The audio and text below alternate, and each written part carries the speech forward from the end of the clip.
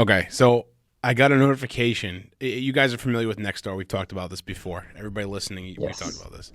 Nextdoor is an app where lunatics go to post their deepest, darkest, and not even darkest, just like whatever they're thinking for the whole neighborhood to see. And so this guy, let me go ahead and read his deranged comment. So I should have clicked into the actual post to see who it was because I want to put this person on blast. Because listen, they post on Nextdoor.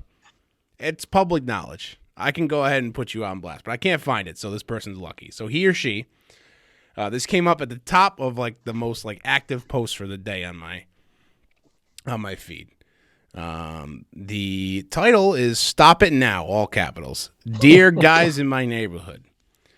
And then below it, please get a hobby other than using loud machines to do, in parentheses, mostly unnecessary yard work. You're killing my zen. Many thanks, X.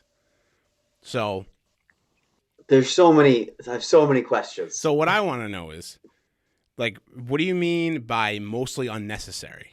Like, what have you ever seen someone doing work in their yard that is mostly unnecessary? You know what I mean? What is that? What What is that? also, what classified as? what homeowner is out there breaking his balls in the yard or her balls in the yard doing manual labor that's unnecessary? It just doesn't sit with me correct because like I don't like that means that you are a person who doesn't take care of their lawn and that whatever. But like you are less. That might help you find out who it is in your neighborhood. Yeah, maybe, or maybe they have someone do it for them and they just don't even fucking understand like that. That's something that people do is use a lawnmower. Like in my head, I picture this person complaining about the neighbor using a lawnmower, like using a gas lawnmower. Because I have a neighbor who putters. Like the guy's always outside puttering around, but he doesn't like start a leaf blower and leave it running for an hour. Right. Like he'll rip up some weeds and do a little this and all that. It's nothing. Once you're using some type of lawn equipment, especially something with a motor, you're using it for a reason. Yeah. Right. There's no like I don't Like, understand the parentheses of that one. That's the thing that really gets me. I told you guys about how like in the fall, Jen and I spent 3 hours out in the front yard getting all the leaves off of our front yard. And by the time we were done, it was full of leaves again. You think I wanted to be out there with the blower on for 3 hours, blowing my ears out, scrambling my brains? No. No one wants. Sorry if it's bothering you down the street. No, it's outrageous. So this person, what I want to do is find this person's house, and I'm killing their zen, and I want to get a wrist rocket, and I want to put like a bundle of sage in it and shoot it through their window on fire to help put their zen back in order. They can burn some sage. Also, you know how you stop like having to worry about that? You move out of a neighborhood where you live close to other people. Like, what do you think is going to happen? But especially when it's woods. To that point, you have to be a special kind of crazy to move out of a neighborhood because people are cutting their lawn. Yes. It's not like your neighborhood is like.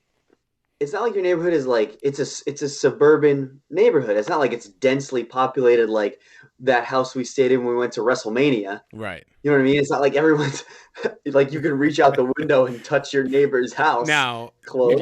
You guys have like space enough in between, then like nice sized yards. If you want to talk about mostly unnecessary yard work, let's talk about that guy that was building a deck through the night while we were at the night in with nothing to show for North Durham, New Jersey, right? That was it. East Durham. Yeah. East Durham. North Bergen. North Bergen. That was it. North Bergen. Oh man. The amount of hammering. Yeah, that was wild. Would you say, Ryan? So that guy must have forearms like Schwarzenegger with the amount of hammering he was doing. All night. All night. 2:30 in the morning. Drilling. What the fuck are you doing? Dave D wanted to go over there. What are you going to do, Dave? Oh, God. Yeah, right. But you know, right. It's his home. At least with that guy, I could see like where he was coming from because there was that enormous party going on where it felt like it was inside of our house. It was so loud. And, what's he doing? He's not adding that much more noise. Yeah. That's and true. to add to your point, Adam, the best case scenario for this person who posted this is that the person sees it and stops doing what they're doing. But that means that the person would have to know that they're talking about them. And for them to know that they're talking about that person, that means that they know they're doing not necessary yard work, unnecessary yard work. But like you said, Adam, Okay. what kind of lunatic does yard work that they know is unnecessary, but they're still out there breaking their back, weed eating or whatever, like doing, like, I don't know, doing what? Climbing trees and like snipping each individual leaf off a tree with the fucking blender. I don't know. So I think actually you've presented an interesting scenario. What if he is talking about someone specifically? Yeah.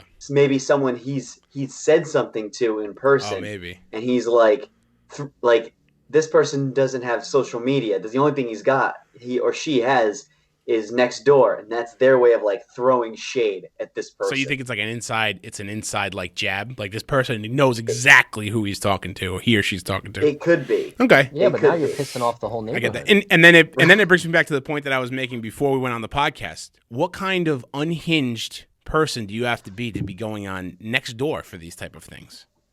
Right, Yeah. that's not what it's for. Next door needs to it just needs to go away. I'm done with it. Like, I understand there's some useful things for it, but most of it can be like it should just be folded into Facebook, because I feel like all the people that are very active on Facebook are the same people that are very active on Nextdoor, and you don't need to be giving these people two platforms. Just give them one, give them Facebook, and then at least if you're not on Facebook, then you don't have to hear them.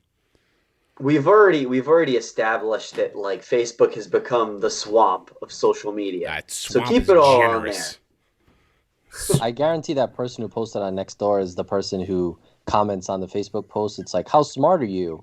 9 plus 10 is 19.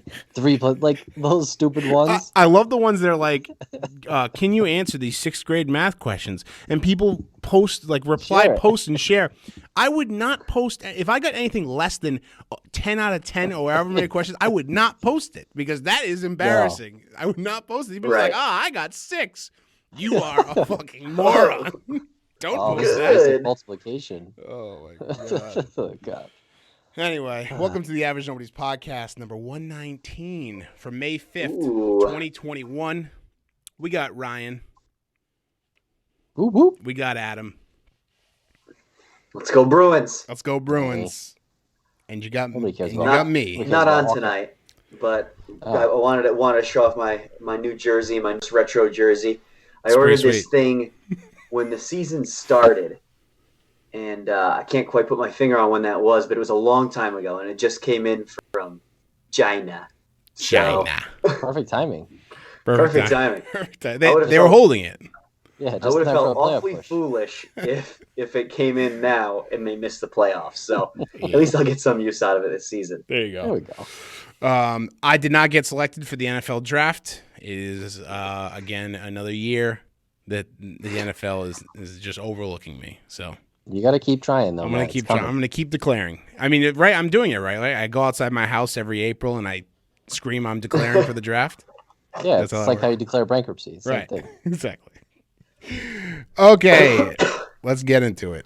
It's time for everyone's favorite game show, Celebrity Birthdays. It's Ryan this It's week. Ryan. I am the curator. So a special Cinco de Mayo edition. So I'm gonna read this in a Spanish accent. Oh no. No, I'm just kidding. So we have 6 that I'm gonna 7 that I'm gonna do, and then we have some honorable mentions that are like semi-famous, but ones that you guys either wouldn't have gotten or I couldn't come up with a riddle. So Okay. let's start it off. So I'm gonna start off with one. I don't know if you guys know this guy, but you'll know like the actor once you look up his picture and stuff because he's in a ton of TV shows. So, all right.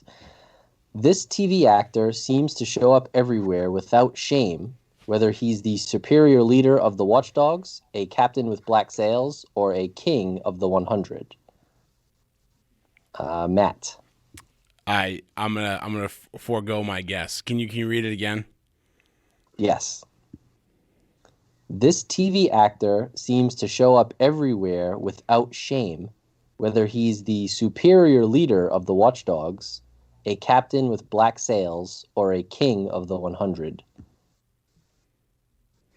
So I put all the TV shows that he's in. 100. I mean, I caught Shameless. Yes. And you said what? King of what? King of the 100. King of the 100. It's a show on Netflix. And then what? Also, I think he's the superior leader of the Watchdogs in the TV show. Watchdogs. I'm William H. Macy? No. Okay. So it's Zach McGowan is his name. So he plays Jody on Shameless. He's in Agents of S.H.I.E.L.D. You guys watch that show? No, never seen it. Ah, I figured you guys would since it's a Marvel show. No, that was a CW Marvel show. All right. So he plays like this Russian leader. If you look him up, don't look him up yet because you got to guess his age. But he's in like a bunch. He's in Black Sails. He's in the 100, Shameless. Yeah, I know him from Shameless. Yeah, his Jody. He's the guy you've seen his penis. Yeah, I'm at a severe disadvantage because I've never seen any of these shows. No, I figured you guys would have watched Agents of S.H.I.E.L.D. So anyway, it's Zach McGowan's birthday. How old is he? First of all, I don't even know what he looks like. I don't know who he is. Well, I guess. So this is gonna be a wild Zach guess. McGowan. Zach McGowan is. Go off of Matt. Wait, Matt. No, I should go first because I have no idea who this person is. So this is a shot in the dark. Okay. So when I think of Shameless, I think William H. Macy is the oldest guy, Correct. and then everybody is sort of younger. But then, I think if he's a captain on Black Sails, then he'd have to be older to be a captain. I'm gonna go 37. I'm gonna say he's 46. He is 41. Ah, Hey, damn. not bad. Yeah, not bad. Good guess, Adam. Yeah, you're pretty much right there. You got there. So, Adam, if you want to look him up and tell me if you know his face. What's his name again? So Zach with an H. McGowan. You know what I'll just scroll to the bottom of IMDb. And I'll look. No, is he? He was listed second in the popularity one. He's one of those guys that he's in in The Walking Dead. Yeah, too. he's in very good shape, but I thought maybe he was older. Yeah, no, he's not that old. Is he in Walking? It looks like he's in Walking Dead too. Yeah, he was in Walking Dead Ryan too. just said Only that. for a couple episodes. Yeah, no, I've never seen any The of Walking Shed. The Like that? Funny joke, right? Well, you guys will definitely get the rest of them. So that one was a little stretchy, but Okay. all right, let's move All on. right. All right. Gifted with a voice that would make a grown man skip his grandma's funeral, this singer is known to let the sky fall, roll in the deep, and set fire to the rain. I couldn't see who raised first. Sorry, I was reading my thing. I don't know. I can't see it. It looked like at the same time to me. All right, I'll give this one to Adam. Okay. It's Adele. It is Adele. Do you guys know Adele's real name? Adele Smith. It's just Adele. Just a, Let me see if I can minimize this a little bit. How old is Adele? You tell me. No, you tell me first.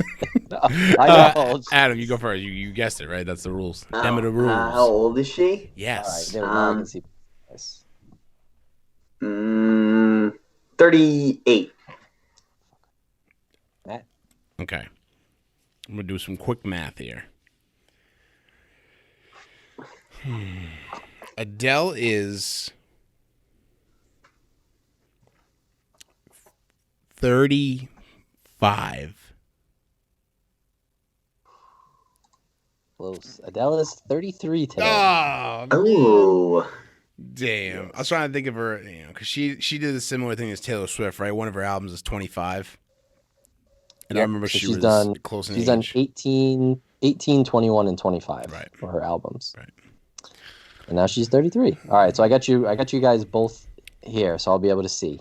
So I apologize, Matt, if I missed you on that No, it's okay. I honestly, I couldn't really tell either. So one. All right.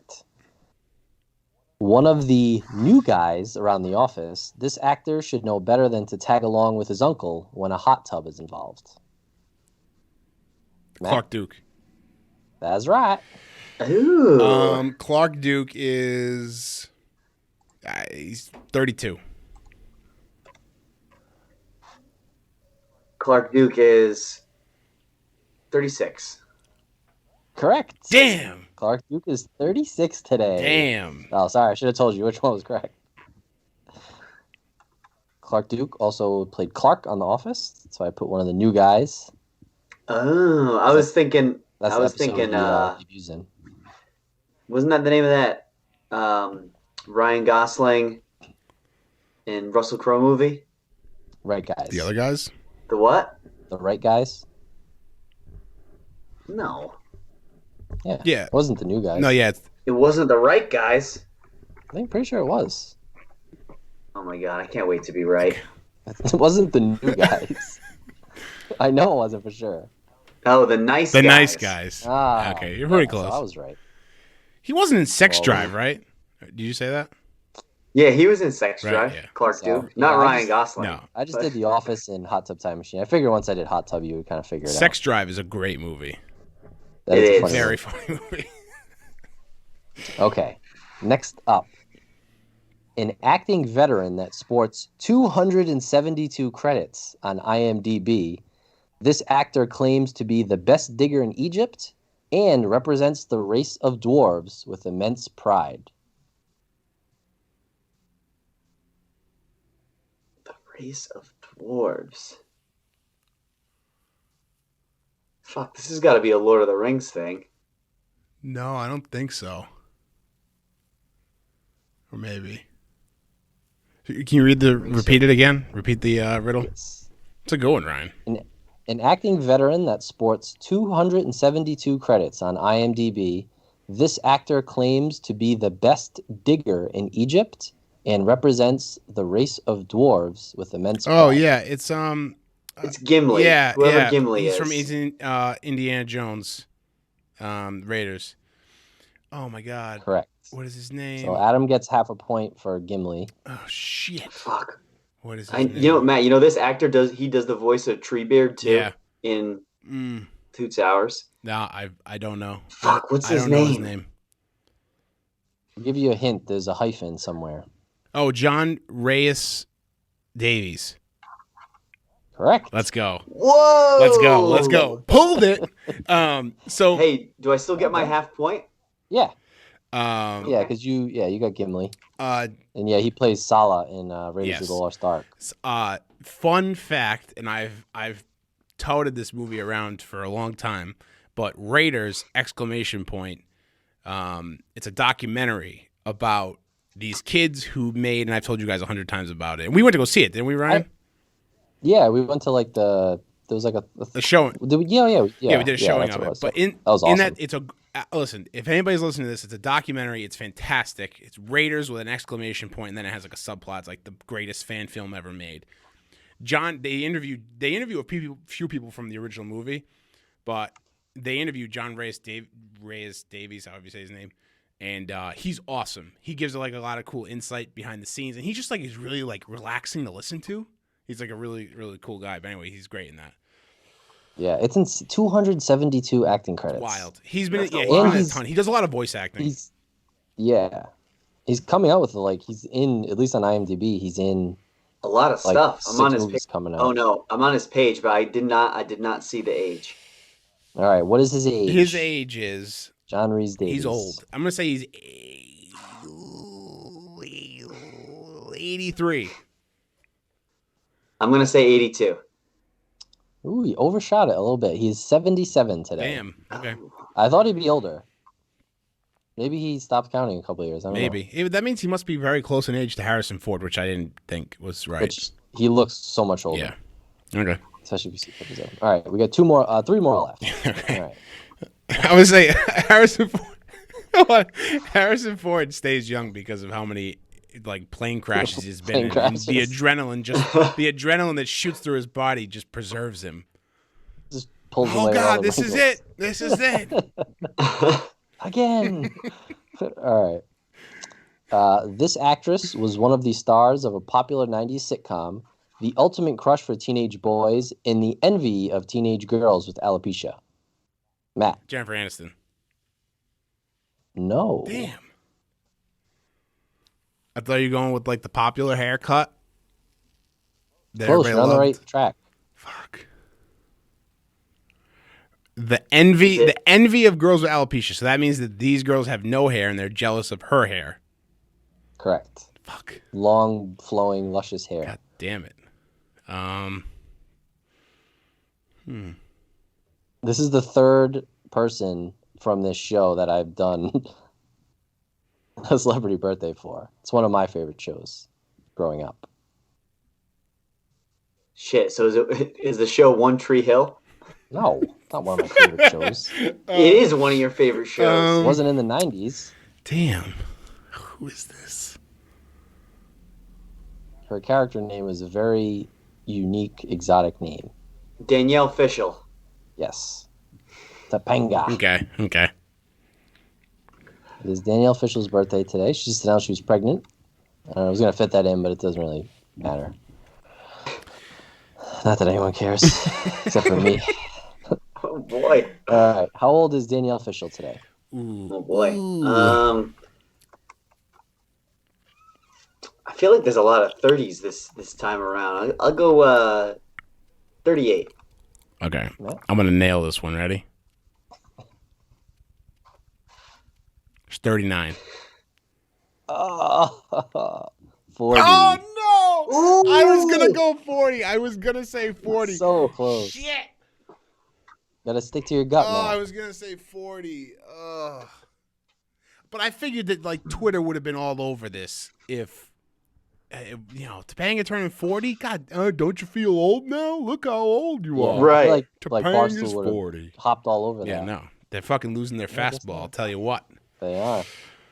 All right. All right, two more. All right, let's do it. Okay. A creator, writer, and actor, this demented and twisted fan of anarchy was almost fully blinded by a mop handle in a prison fight.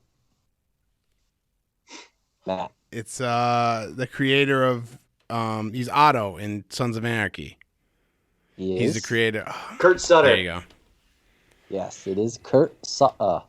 All right, Matt. I'll give you half a point for that one. Right, because you got half a point for getting Gimli. Yep. Okay. Also a writer on The Shield Oh. and Bastard Executioner, which I've never seen. I watched one episode. It was a lot of like blood and guts in Yeah, it. But seems like never After stuck on Sons, stuff in people, networks just gave him a free pass, and he went. He took it. He gets a little overboard. He took it. All right, how old is Kurt Sutter today? Kurt Sutter. I'm gonna say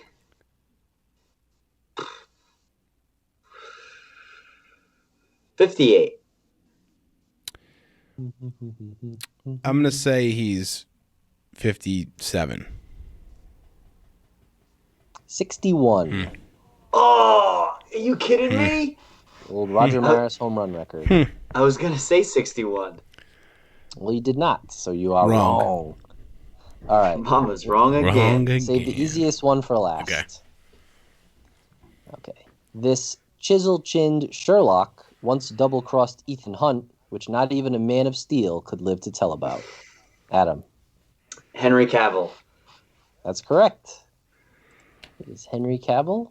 Hey, you So, want to talk about blood and guts? You should watch The Witcher. I've heard. I was going to try to include something about his stern face being terrifying, but it's tough to. I feel like every time he does a scowl, it's terrifying as Superman. Wait, today's his birthday? Yeah. Yes. What? How terrible! Like, Why? there was a big article that came out today, basically about the absolute death of Zack Snyder's DC world. Yeah. It's too bad. It's too bad. I'm sure Henry Cavill will be okay. Yeah, I think it'll be fine. No, well, I'm just saying, No, yeah, he's it is a not weird gonna coincidence. be Superman anymore. But Oh yeah. but again, Well, I'm sure he wants to move on. I think that media outlets like to plan these things around things happening like that. hey, it's Henry Cavill's birthday. Let's talk about. He will Also- never be Superman ever again. Anyway, how old is Henry Cavill today? 42. Henry Cavill is 38. Henry Cavill is 38 years Let's old today. go. Let's go. Woo! All right. Well done, Matt. And we do have a couple Good job. honorable mentions. Give him. Vincent Kartheiser, who played Pete Who? Campbell on Mad Men. Oh, yeah. Oh, He turns 42. Michael Palin, one of the founders of Monty Python, turns 78. Pat Carroll, who voiced Ursula in The Little Mermaid, turns 94. And all-around good guy Chris Brown turns 32. oh. I forget the actor's name, but one of the guys from Mad Men just posted one of their set photos from when they were shooting the pilot of Mad Men. Pretty wild. I forget who it was. Well, Ryan, you didn't do Brooke Hogan? I did not do Brooke Hogan. Yeah. Her brother paralyzed his best friend. Brooke Hogan. Her dad. Her dad. Her dad is racist. Her dad swings around the N-word. Okay. That's it for this episode's edition of Celebrity Birthdays. Who was it? And now a word from our sponsor. Today's sponsor is Craigslist. I got these three beautiful chairs from some guy on Craigslist on the east side. Pouring raining out. I show up to his house in my dad's pickup truck, and he was like late, and so I was just sitting out there, and then I got these chairs, and I dragged them up the stairs by myself. So shout out Craigslist. Awesome. Yeah. Did you do one at a time? One at a time, yes. They are very old. They're very nice chairs, but they are very old, and they are falling apart. I did not look at them before I paid the guy. I probably would have haggled a little bit, but here we are. Hey, can't wait to sit in them. All right, let's get on to our main topic. We are doing another draft, another 5-round draft. Here's our draft. We are doing perfect pairs. We are going to select actors that acted together in a movie or a couple movies, but you would like to see them together again in more movies. Like they should be put in more movies. That's how we decided our pairs. Is that correct? Yeah, perfectly explained. So ideally, they're not in too many movies together, because then that kind of, I try to keep mine to exactly one. They've only been in one together. Yeah, I think mine, I do have some where it's like sequels, but they haven't been in like more than that for the most part. Yeah, I didn't count sequels from mine. So do you want to keep the snake draft? Style? Yeah, let's keep the snake draft. So this is our third one, our third draft. Yep. So I think Adam goes first this Cool. time. Then you, Right? then me. Okay. Yep. Okay. Then I'll go second. Excellent. Adam. All right, so I've got a bunch here. I really don't think we're gonna have a lot of overlap here, just because there's so many There are options. so many, but I feel like there's a few real popular ones, especially with our taste in movies. Yeah. But we'll see. We'll see. So I guess in that case, I mean, this is my number one pick. Don't you dare. It's Amy Poehler and Tina Fey is my number one pick. But I mean, if you count all the SNL skits, they're in a lot together. But I just think they're both like, was the Baby Mama? That movie's so Baby fucking Mama's funny. great. And then I forget the other one where they play sisters is hilarious. I think the two of them work so well together, and they can both play the wild one and the conservative one in a duo. You know what I mean? I think they're really good together, and especially that they have a huge footprint on the actual writing and producing of whatever they're in now. So that's my number one pick. Good pick. That's a solid pick.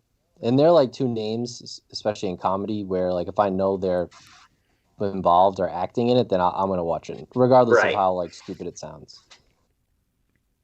All right, I'm up. You are up. Who up? All right. Who up? Let's see. I have an extremely long list here, so my number one overall, I think I'm gonna go with Bobby De Niro Whoa. and Billy Crystal. Okay, so you're going to analyze. Yeah, okay. Analyze. From Analyze This and Analyze That. I love the like tough guy with the comedic sidekick, like that, how those roles go together. Mhm. And like very few people do like the tough guy, especially from a comedic perspective, than Robert De Niro. Yeah. Like he nails it in Analyze This. He nails it in Meet the Parents, because like Jack Burns is like this no nonsense character, but like he allows like the funny guy to be funnier, and like his reactions are really good. And Billy Crystal is just one of those like sarcastic one-line like machines. He's from like the Robin Williams like school of funny. Even though Adam doesn't like him I was for gonna say real. Adam hates Billy Crystal. It makes no sense. He's a hysterical actor and comedian. Not into him. Not into him. Insane. That's not a Ridiculous. thing. It's so Just leave me be. Continue your evaluation. silly man. You small man. But yeah, so that I don't know if they'd be my number one, but that's the one that's jumping out at me right now. So I'm going Robert De Niro and Billy Crystal. Okay. So I'm surprised you guys didn't do this one, but my number one, clear number one, is Leonardo DiCaprio and Bradley Pitt. Number one. That's the a good only one. movie they've been together in. There was a short they were in together, but they played themselves, so I don't count that. But it was Once Upon a Time in Hollywood, and Once Upon a Time in Hollywood was my favorite movie from 2019. It was tremendous, and they were so good together as like literally they worked, like Brad Pitt worked for Leo, but they were best friends, and the dynamic of them being friends, like it was so believable that I want to see more of that as them as friends in other movies. Fantastic. And that movie was so entertaining with, like, for the most part, very little happening. Yes. They were just so fun to watch, like, just being friends. Yes. Yeah. That movie is on my list, but it wasn't my number one pick. Well done, Matthew. All right, now you get the first pick of the second round. First pick of the second round is going to be Elijah Wood and Sean Astin. Frodo and all right. Samwise Genji. Listen, they are. This is the. So I picked. I mean, we talked about duos. Now, when I think of duos, I think of myself listening to the Lord of the Rings soundtrack and crying myself to sleep in my bedroom, thinking about the friendship between Samwise and Frodo. They are a perfect pairing if there ever was one, and they should have been in more things. Not only just because they were great together, but putting them together in a movie would be just like a fun, like, wink, wink, nod, nod at the audience. Like, oh, here's Frodo and Sam together again. I love that. So Yeah. Frodo, Elijah Wood and Sean Astin. Sean Patrick Astin. Nice pick. Nice Catholic boy. All right, for my second round pick, I'm going to go with Ben Affleck. Ooh. and Already a Jeremy win. Renner. And who? Ooh. Jeremy Renner. Great pick. From the town. That's a hammer swing right there. That is a great pick. That is That's a awesome. great pick. I love their relationship in the town, and it makes for like very compelling storylines where they're like friends for some of it, but they're constantly like at each other's throats. And then obviously Jeremy Renner's past with like Ben Affleck's sister, right? Didn't they used to date his sister or something? Yeah. So like they obviously have a bunch of issues, but I would also want to see them together in more of like a lighthearted movie because even though the town wasn't a funny movie, they were comical together. Yeah. So it worked with them as tough guys. I think it would also work with them as like not these macho like bank robber murderer machines. I think they could be in a bunch of different movies together. And after the town, I mean, I just want to see Jeremy Renner and everything because he just steals the show. There goes college soccer. So I'm going Ben Affleck and Jeremy Renner for my second round pick. Adam. Yeah. Adam is up. So my second round pick, I am going with James McAvoy and Michael Kenneth Fassbender. Ooh, okay. So obviously they're in sequels together, the X-Men movies, but I think the two of them would be really good together as like if they had like a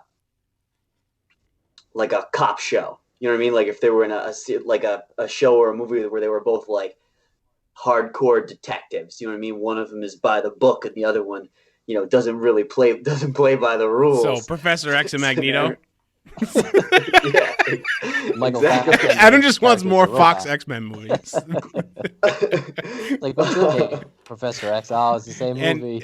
Well, it's like, but I think it's sort of similar to like, it's not really like Affleck and Jeremy Renner, but they have such a good relationship in that movie where like it's almost like they're brothers, but they always find themselves at odds at one point or another.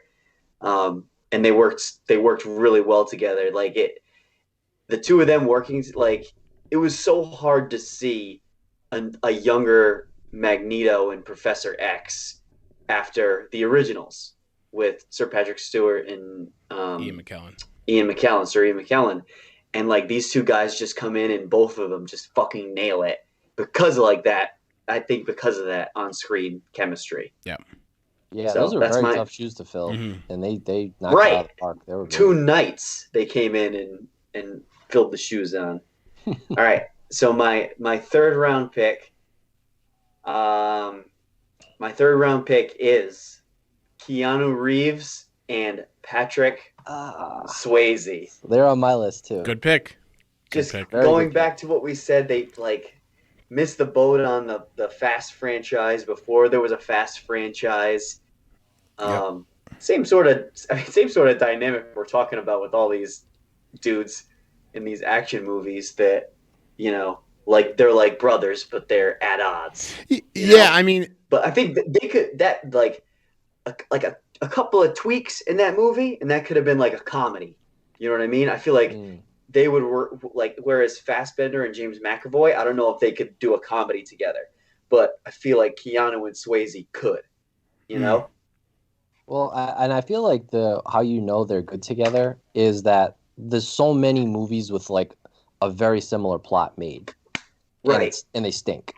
So what elevates it is, yes, you need good writing, but what really elevates it is good casting and then good chemistry between the leads. Yes, right. Or else every movie would be a B or C movie. Like there's a reason there's A-list actors. So I that's really good. That was on my list. That's a good pick. Glad I got it out there before you.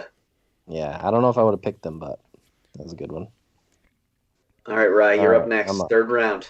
Third round. All right, for the third round, I'm going to go a little more lighthearted. We'll go back to lighthearted, I should say.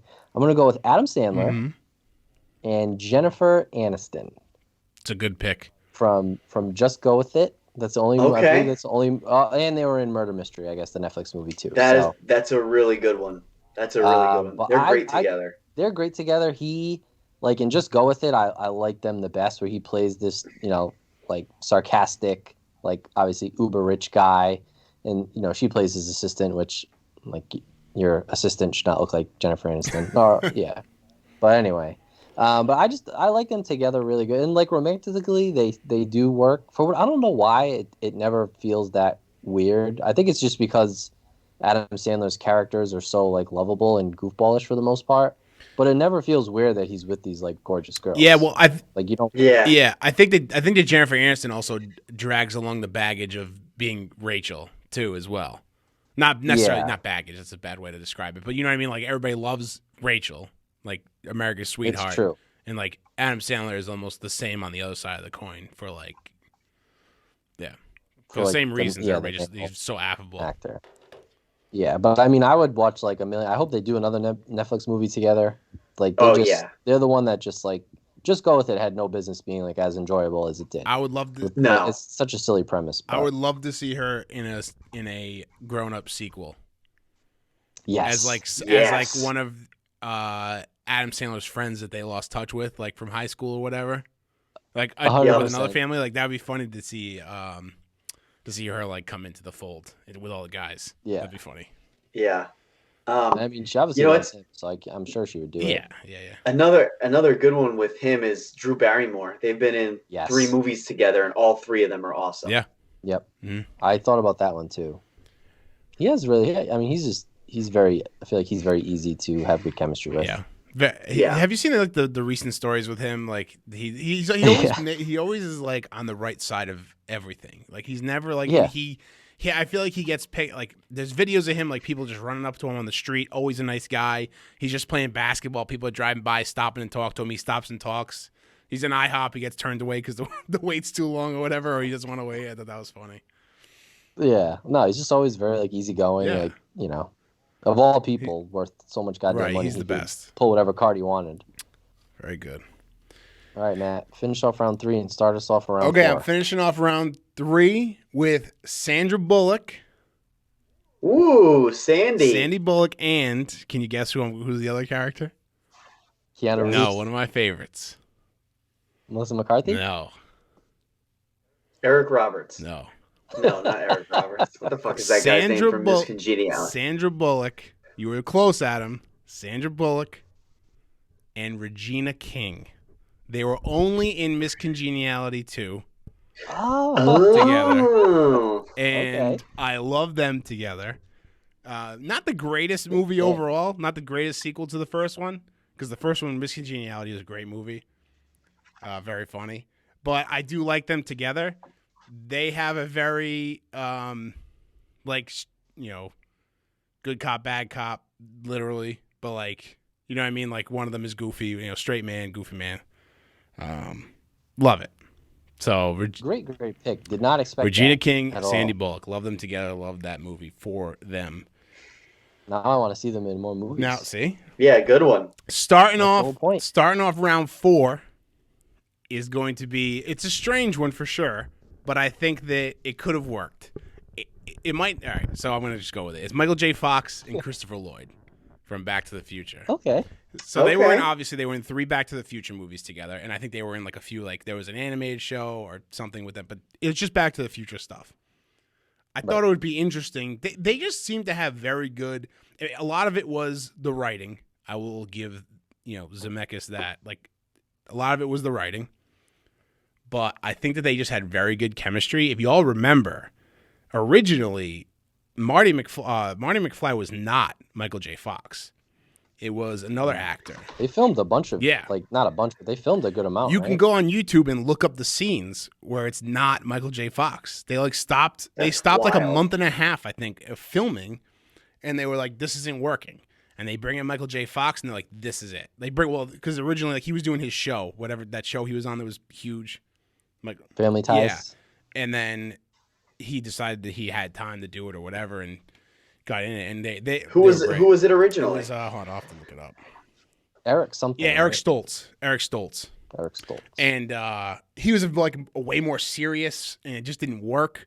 And I think that Michael J. Fox is Marty McFly, and Doc being Christopher Lloyd was great.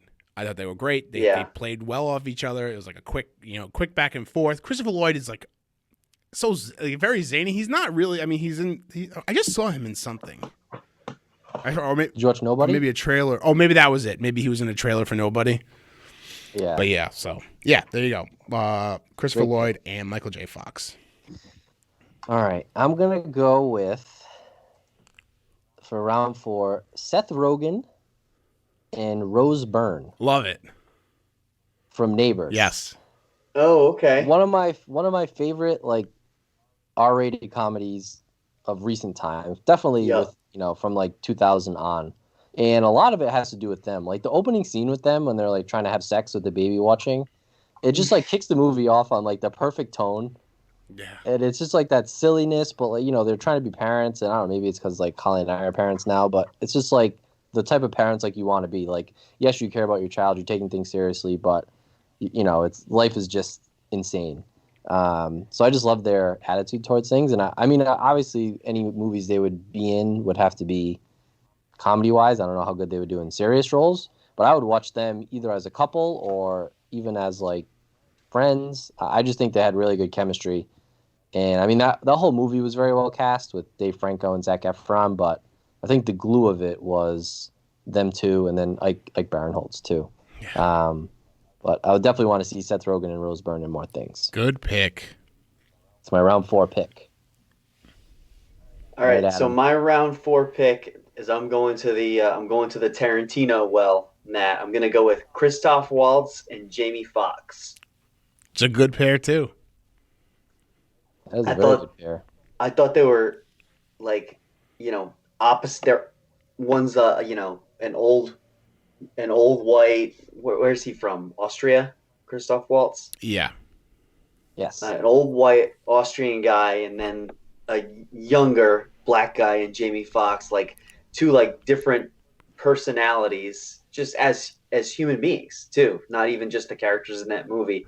I think like both of them have such good acting range that they could play anything together. It was similar to Leo and Brad Pitt. I would just watch the two of them hanging out. If that whole movie was just about him becoming a bounty hunter and like learning his ways, that would have been good for me. You know what I mean? The two of them were great together. And then the fact that you had Leo in there at the end, you're like just blew it out of the water for me. One of my favorite Tarantino movies. That one is like he. I feel like better than most people, he casts the right person for his writing. Mm. No matter Yes. no matter what the role is, even small roles like what was it? And Once Upon a Time in Hollywood, Leo's agent or whatever was Al Pacino. Yeah. Fucking perfect. Yeah, that was perfect. Yeah, that was Perfect. great. Really good pairing there. He always nails that. So that one, I really like the two of them together. I've got a couple options here to start off round 5. Not sure which one I want to do. You don't have to pick anyone. It's fine. Oh, thanks. I am going to go with Will Ferrell and Vince Vaughn Okay. because they're in Old School together, but they're like that movie is more Luke Wilson than the two of them. Yeah. And then they're also in Wedding Crashers together, but Will Ferrell was just a cameo. Yeah, no, I know exactly what you mean. That's a fair pick because they are not like they're They're not both the stars Vince Vaughn together. is more Luke Wilson's friend. Like Frank is like along for the ride, but Vince Vaughn and Will Ferrell don't really have like a lot of standalone scenes in Old School. Exactly. Yeah. But Exactly. they would So probably make a hysterical comedy. Do you think they would both be too like they're both huge like screen eaters? Like they kind of like take over scenes. yeah. Especially but- Vince Vaughn with the dialogue. I don't know if they would be able to. Yeah. So I thought about that too, but then like I also thought about Step Brothers, and they're both that big loud dude, but John C. Reilly doesn't quite have the star power that Will Ferrell has, and Vince Vaughn does. But I'm sure there's a way to make it a way to make it work. I like that pick. Yeah. That's a good pick. Yeah, I Good. like that too. So you left me with the one I wanted. Okay. So my round 5 pick, Matt, I hope I don't take it from you. I don't think you will. Okay, it's Ryan Gosling Well. and Russell Crowe. Great pick. Ooh. We talked about it earlier. The right guys is From the the actual from name. the right guys. The nice guys. Right guys. Talk about one of my like favorite R-rated comedies. That Yes. movie is so good. Their chemistry, they're like back and forth. And Ryan Gosling obviously plays like the sillier like fall guy, and Russell Crowe plays the more tough guy. Yeah. But I just didn't want that movie to end. Like it was so funny. They're back and forth the whole movie. I just would watch like a million buddy cop movies with them. Like if they redid like Beverly Hills Cop or something and just had them two do 20 movies, I would be at opening day for all of them. It's just I don't know. I thought they were so good together, and I hope they do more movies, especially if it's like the R-rated cop kind. Yeah. But I thought they were great. So that's my. Well, they round sort five. of left it open for a sequel. They did. I want them to do another one. I always Google it every now and again, but nothing pops up. All right, Matt. Good pick. Finish us off. All right. Mr. and Mr. Irrelevant here. I got one, but I'm going to tell you right now I broke the rules a little bit. Okay. Okay. My last one. Is it a trifecta? No, it's 2. But technically my last one, they were TV characters together. Okay. And they were just absolutely wonderful. Ryan and I's very close friends. Bryan Cranston and Aaron Paul. Oh. Really good one. Listen, Breaking Bad is a transcendent show. It's amazing. It's one of the best things I've ever watched on a TV show. Agreed. They were so good together. And you want to talk about, we've kind of been dissecting these duos and why they're good together. Some are buddies, and that's it. Some are opposing buddies. Some are, they want similar things, but they're on the wrong lines, the wrong sides. With these guys, it's kind of a little of all that.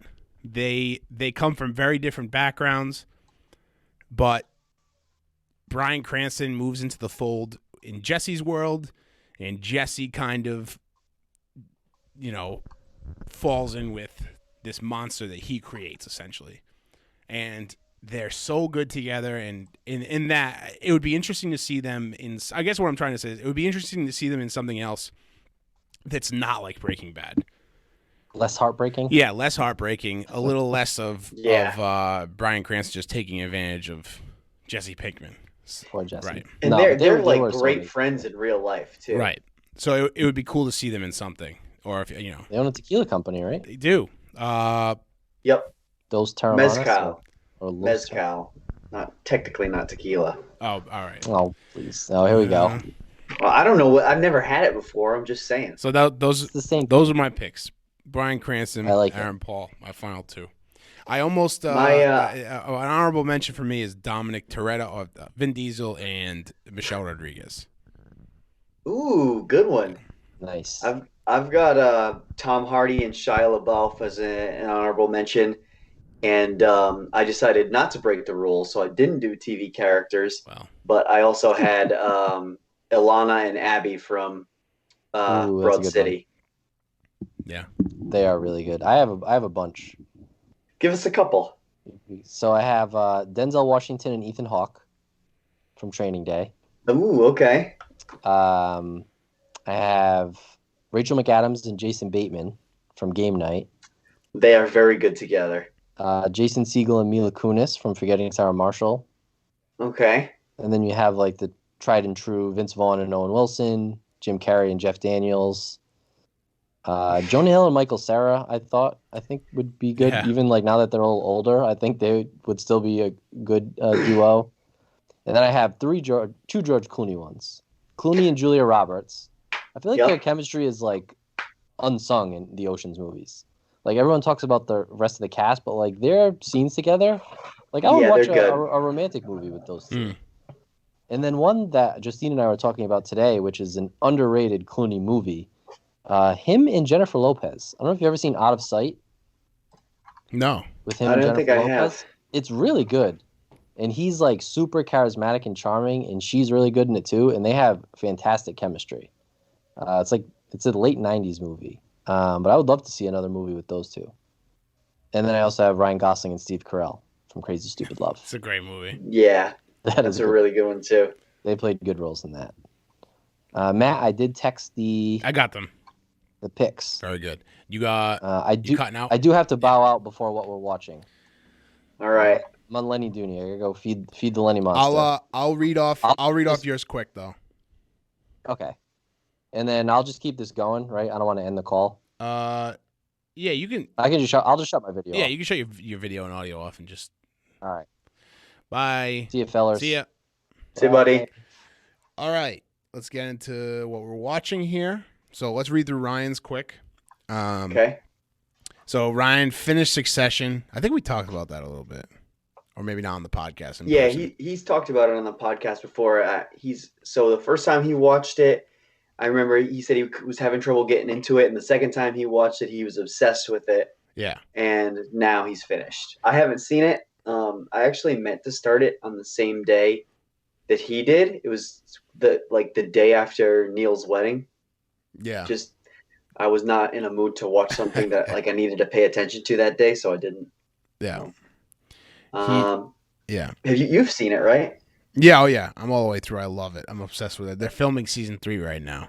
They actually just added. Cool. I think Ryan wanted to talk about this. They just added Alexander Skarsgård to the cast. Ooh, that handsome son of a bitch. Yep, certainly handsome. He's also watching Mar of Easttown. That's the show with Kate Winslet. Yes, Kate on Winslet. HBO. Yeah, on HBO. He's watching Tina. I don't know what that is. Nope. Devil in Disguise, Friday Night Lights, the TV show. And under his for notes for that, he has Coach Taylor and Riggins. And then Ted Lasso, which I assume he's watching for the first time, and then he also watched Mortal Kombat, which I know for a fact that he liked, which I liked. Yeah, which is surprising to me. He doesn't strike me as a video games guy or a video game movie guy. Yeah. Well, I mean, I think that the thing with Mortal Kombat, and I guess I'll roll right into mine because I watched Mortal Kombat as well. Me and Mike D went to go see it in IMAX. Ooh, nice. It was, and I also watched it on HBO at home, and then I went to go see it on IMAX. I saw it twice. Mortal Kombat kind of transcends almost like people who are fans of video games because it's an arcade People game. know what it is. Right. Right, you're right. It is an arcade It's game. an arcade game. It was also a cultural phenomenon when it came out as a video game because of the gore and the blood. Famously, the version on Sega Genesis has the blood, and on Nintendo, it is sweat instead of blood. So that was like huge, and like, oh, are you gonna, and, of course, like parents, like, are you gonna let your kids play Mortal Kombat where you can rip out someone's spine? And of course, like 15 years later, we're playing Grand Theft Auto where we're picking up hookers, having sex with them, killing them, and stealing their money. So, Grand Theft Auto, great game. But anyway, so it was a cultural phenomenon. It was in arcades, and then if you owned a home console, you most likely played Mortal Kombat in one way or another. So there's that. And there's a shitload of characters. And so HBO Max has this movie as well on there. But it's just fun. They took a different spin to like how all the characters have their powers and things like that. Did you watch it, Adam? No, I haven't seen it. Jen's going to work tomorrow. I might watch it tomorrow. Pop it on. It's good fun. It's very good fun. The story kind of revolves around Scorpion and Sub-Zero and the Mortal Kombat, which is the great tournament between like realms, like Earth and this other realm, Outworld. And so and it's just like everybody fights, and it's some badass shit. There's good blood, there's good gore. It's pretty funny. I enjoyed it. I'm still watching 000. Highly recommend it. It's on the list. The episodes do this. I wasn't going to say this last week, and this is not a spoiler, but this is just a style choice that the show makes that I want to talk about. Every episode, they start an episode, and then exactly or just about exactly halfway through the episode, there'll be a point where, hey, he's back. Lenon's asleep, so. Ooh, nice. Ryan, I just talked about Mortal Kombat. Oh, awesome. Okay. We read through your stuff, but if you want to go back after. Yeah, I could do it quick. But yeah, we watched Mortal Kombat. You liked it, right? I loved it. Yeah. And so, guess who thought it was okay? Who? Who do you think? Neil? Yeah. That was all right. What do you mean? It was. I would either guess Neil or Derek. Yeah. I'm sure it's exactly Right. exactly the movie it should be. You haven't seen it? So no, not yet. Adam said he was surprised that you watched it because you're not like a big video game guy or whatever, but I was talking about how Mortal Kombat transcends. But I'm sure you have experience with you obviously know what Mortal Kombat is, right? I do, and it was actually one of the, I'm not a big video game guy, and I'm really not more of a modern video game guy. Yeah. So, I never got into the Call of Duties, those, where you're playing with, different people online. But I did love a lot of, the more simple, older, Sega Genesis, those type of video games. And I did like Mortal Kombat, and I just liked the deathmatch tournament style thing that they did. And, to be able, the characters were so cool and, way different than anything else I feel like you were seeing in video games at that time. If you compare it to Street Fighter or other fighting games of that ilk, they were super hokey and it's just it's mostly humans. But with Mortal Kombat, you got these crazy alien people, and so. And if you do it right, which I thought these writers and everything did for Mortal Kombat, you can make these characters so cool. Yeah. Their powers are cool, their backstory is cool. Mm-hmm. And I thought they did a great job with it. And the fight scenes were fantastic. Yeah. And it was awesome. it was the quick. It was an hour 45 or something. It did not waste any time. There was no unnecessary scenes. This is going to sound weird, but I think the weakest part of the movie was the main character, and it didn't hurt the movie at all. I agree. Isn't that strange? The person the story is focused around was the worst part, and it still didn't affect the movie. Right. So, and I think that's how strong all the other characters were. Yeah.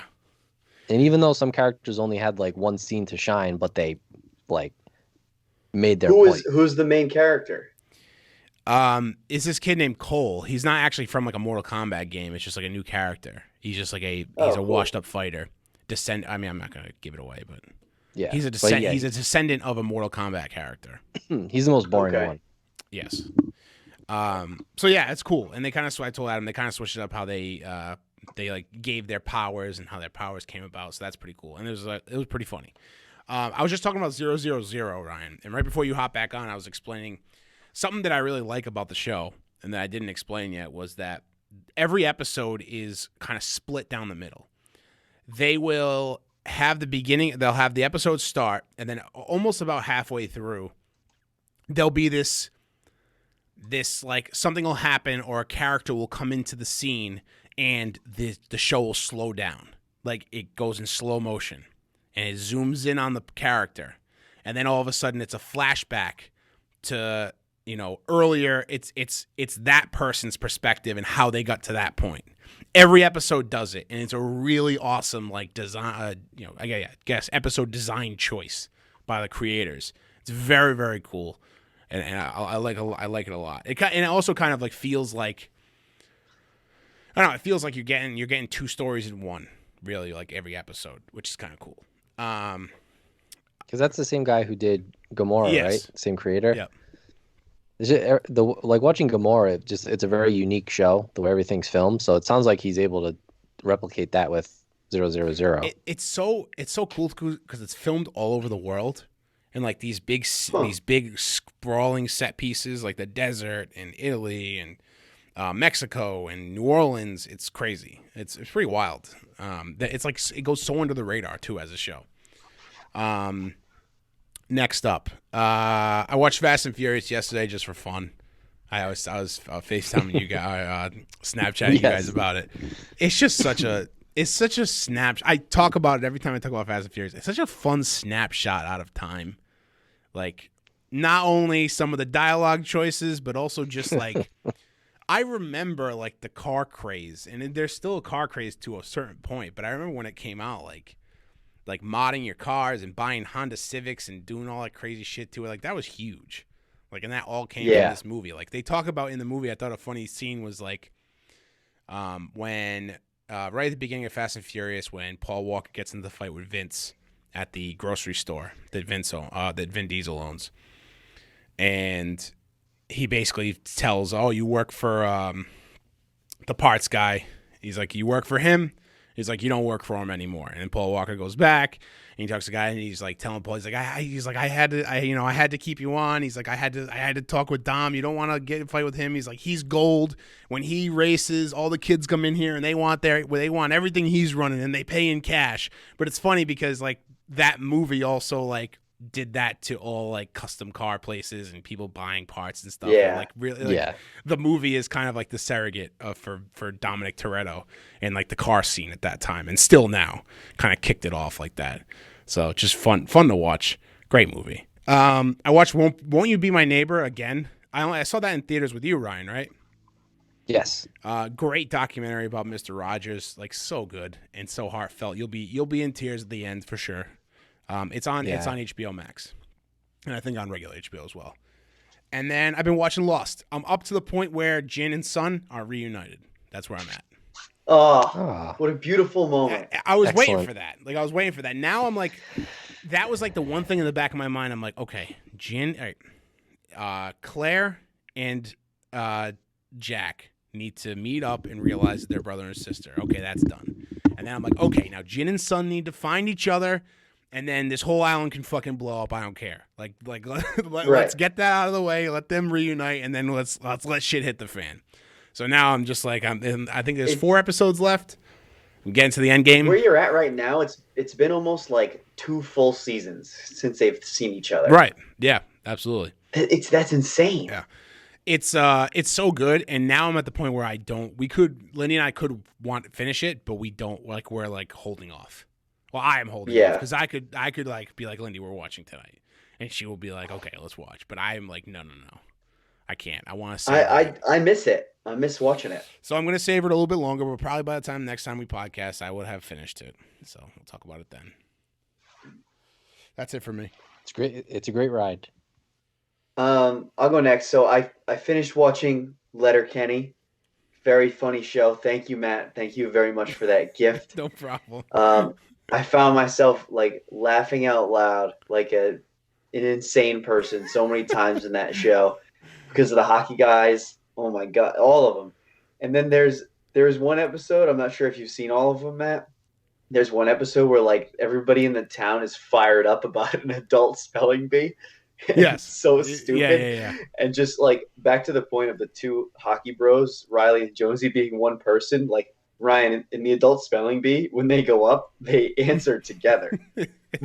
They're one person. It's such a funny. It's hilarious. It's such a funny thing that you don't like. Like, where else do you see like that? That's like so unique. That little like thing they do where they're the same. They write them together. Their dialogue is the same. And they're not the only ones they do that with too. There's the two gay guys they meet at the gym, Dax and Ron. Yep. And like those guys are fucking like they're hysterical. Yeah. They make all these like jokes relating hockey to sex, and they're like absolutely mind blowing. How funny they are and how clever they are. It's funny. So I love that show. I can't wait until there's more someday. So I started watching Solar Opposites. It's on Hulu. It's from the creator. It's from Justin Roiland, he's one half of Rick and Morty. So Justin Roiland does the voice of it's about this alien family that lives on Earth. They crash landed there and they're stuck there. And Justin Roiland does the voice of one called Korvac, who's like the intelligent one. And then there's another one named Terry, who is voiced by Thomas Middleditch, who does the voice. And they're both just like, it's very Rick and Morty-esque. It's very Rick and Morty-esque, but it's very funny. I've watched 2 episodes, and there's one, the two of them, Korvac and Terry, were like, they don't understand TV. So they watch the show on TV and they like love this character, and I forget the name of the character's name. And they want to meet him, and they see he's going to be at the local mall, and they find out it's just a kid in a suit at the mall. So they get all pissed off, and they like make their own version of him, and it comes out of this like machine, and they're so excited to meet it. And the first thing that the thing says to him goes, "You guys aren't gonna fuck me, right?" So they could. It's on Hulu, so they can say whatever they want, which is great. I also started watching this show on HBO called Banshee. I don't know if you guys have heard of it. I've heard good things. Heard it's just so wild. The guy that plays Homelander in The Boys is the main guy. And Ryan, in the first 40 seconds of the show, he gets out of prison, walks down some train tracks, gets a beer at a bar, has sex with a bartender, steals a car, and threatens to get a new identity in New York City to so he can get his life back or what. He's looking for something. You don't know what he's looking for yet. But the first 40 seconds of the movie, he's gotten out of prison, had sex with some random girl, and stole a car. So right out of the gate, he's your stereotypical I think badass. Justine has watched it. I watched the first episode. It was I enjoyed it. I thought it was pretty good. I heard it's just wild. There's no rules. It was on Showtime, right? Or Stars? Yeah, Showtime. So he ends up. I'm not even sure what his actual name is, but he is impersonating someone who has been brought in to be the sheriff of this town, Banshee, and the sheriff is dead. The new sheriff is dead. But nobody knows that because he's from Oregon and they're in Pennsylvania.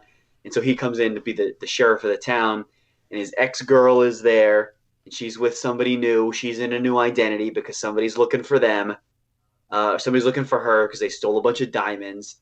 And then there's this other guy, something or other, Kai something or other. And he's he runs the town. You know what I mean? He's the mob boss that runs the town.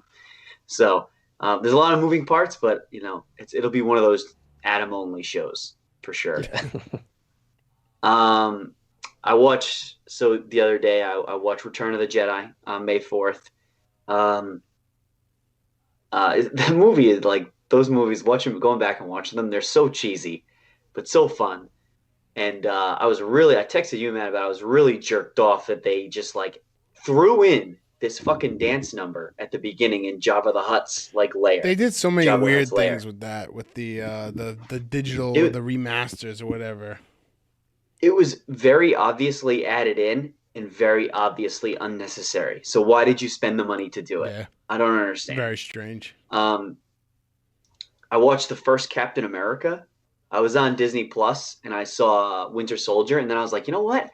I really don't know if I've ever seen Cap 1 from the very beginning, because I always just sort of pick it up once he gets the super soldier serum injected in him. And it turns out I don't think I have. I don't think I had seen it before then. Like don't remember seeing Red Skull getting the Tesseract and working with Zola, Armin Zola, his scientist, to like harness the power of it. So that was really cool. And then a few weeks ago, it was Alien Day, so I watched Aliens and Alien Covenant. Honestly, man, Alien Covenant is pushing the envelope for my favorite Alien movie. That's the one with Idris? No, that's Prometheus. That's the one that came after Prometheus. Yeah, I love Prometheus and I love Covenant. I haven't seen Covenant that many times, but I've seen Prometheus 1,000 times. Dude, I have Covenant on Blu-ray. I gotta let you borrow it. That movie's it's on Netflix, I'm pretty sure. Oh, okay. I love it because it's nonstop. Like shit hits the fan in the first 5 minutes of the movie, and then there's like a small lull. But once they land on the planet, it's like pretty much madness till the end. I told Ryan about the show. It's a cooking show called Salt, Acid, Fat, and Heat, and it's this woman. Her name's Samin, Samin, and she's a food writer and a professional chef. And she wrote a book about these 4 what she calls essential ingredients to cooking: salt, acid, fat, and heat. And it's just a 4-part little travel cooking documentary. And I thought it was really interesting. Like, I want to make everything that she made in the show, but it's just not possible because we don't have these ingredients in this part of the world. But you can do quick it. 40-minute episodes. I thought it was a good docu-series cooking show. And then last but not least, I watched season 1 of The Real Bros of Simi Valley on YouTube. I don't know if you ever heard of that. No. But there's 4 episodes. They're like 6 to 8 minutes each. And it's, what the fuck is his name? It's like Jimmy Traina or something. He's like a YouTube guy. Jimmy. Not a sports writer, Jimmy Traina? No, that's him. Oh, yeah, Jimmy Tatro. Jimmy Tatro, that's it. Thank Yeah, you. he's in that new show so with Topher Grace. Yes. Yeah. So it's like from his. I'm guessing it's where he got his start on YouTube, and it's like a Real Housewives. It's like a fake reality show about these 20-somethings that live in this place called Simi Valley, and they're all like mega bros living with their parents, like not really doing anything with their lives and their problems. I think it's really funny. So I'm gonna keep watching those if I can find them, and that's it. Nice. So Matt, you went through my list? Yeah, we went through the list, but if there's anything you want to highlight. Yeah, so I finished Succession, and Adam, I know you want to watch it, so I won't spoil it, but so far, like season 2, right? There's been 2 seasons? Yes, 2 seasons. So season 2 ended exactly how I wanted it to end. Like, I'm so happy. I'll just leave it at that. Okay. Just based on like characters I think suck ass. So Mayor of Easttown, the Kate Winslet HBO show, just watched episode 3 actually earlier today, but episode 2 turns the heat way up, and it has to do with I think I mentioned last episode, Roy from The Office plays her ex-husband, who's also her neighbor because they live in this super tiny town. So I thought he was going to have a small role, but it turns out he might have a bigger role because of his messy past with a certain young girl that just got murdered. So it's pretty cool. They're setting a lot of shit up. I really like it. I know I just put the word Tina in here. I didn't know if you knew what that was. I was Yeah, right, we I didn't was know like, what that is Tina? was. That was it's a Tina Turner documentary I watched Okay. Okay. on HBO. It was fantastic. I mean, you guys probably won't watch it, but I might. fascinating life story. It was like kind of like how the Bee Gees documentary was. Yeah. Just because of like how crazy her life is. Like she had such a troubled like upbringing, and then when she first started doing music, she got in with Ike Turner, who ended up being her husband, who was this like atrocious, abusive man who just like beat the shit out of her all the time, and like psychologically abused her, physically abused her, and kind of like not wasted, but the first like 20 years or so when she was singing and in show business was with him. So she really, which I didn't realize, like her first major album was in 1984, when she really broke out. She was 45, which sounds like silly that like, oh, so what? She was 45, but like in Hollywood and show business, like a 45-year-old like solo female artist that just you don't get your big break at 45. Yeah. It just doesn't happen. Right. Like, you have to be young and like you have to like succeed young and all that stuff. But it was really cool. They did it in 5 parts. So they did like her childhood, when she met Ike, like when she separated from him, her solo career, and then kind of everything that's happened in the last 20 years or so. So like a movie, like a biopic on her. Who the hell played her? I can't remember her name. It's gonna kill me. Well, she had a biopic in the early 90s that was like super successful, and then they just came out with a musical on her last year or 2 years ago that I guess was really good. But I just forget how many great songs she has. And I know you guys are I know Adam, you're a Schitt's Creek's fan, but one of the characters in Schitt's Creek does a cover version of Simply the Best. And I'm like, oh, this might be better than the original. And then they end the documentary with a version of Simply the Best, and she played it in Rio de Janeiro, and there's like 160,000 people at this outdoor venue. And it looks like she's playing in front of like a small city. It's insane, and it's just like, I don't know why I ever thought that her version wasn't like the best version of that song. So really, really cool. Simply the best. I don't know if you knew what Devil in Disguise was either. Nope. Excuse me. So it's a John Wayne Gacy documentary I watched. Oh. Fun fact, he and Lennon almost had the same birthday. Ooh, not good. So- Oh, great. What's that on? It's on Peacock. Okay. Very interesting. So Holly and I went to the hospital like early in the morning on March 18th. So I was like, oh, I'll look up celebrity birthdays. Like, let's see who Lennon's going to share a birthday with today. And John Wayne Gacy was like high on the list. So luckily, I'm sorry, we got there March 17th. I was going to so say, luckily, yeah. she wasn't born until the 18th. So she's Safe. they don't share the same birthday. But it's a 6-part documentary on Peacock. Extremely interesting, extremely disturbing, obviously. So they have footage. He only did one televised interview with this FBI profiler, kind of like the people who were in Mindhunter.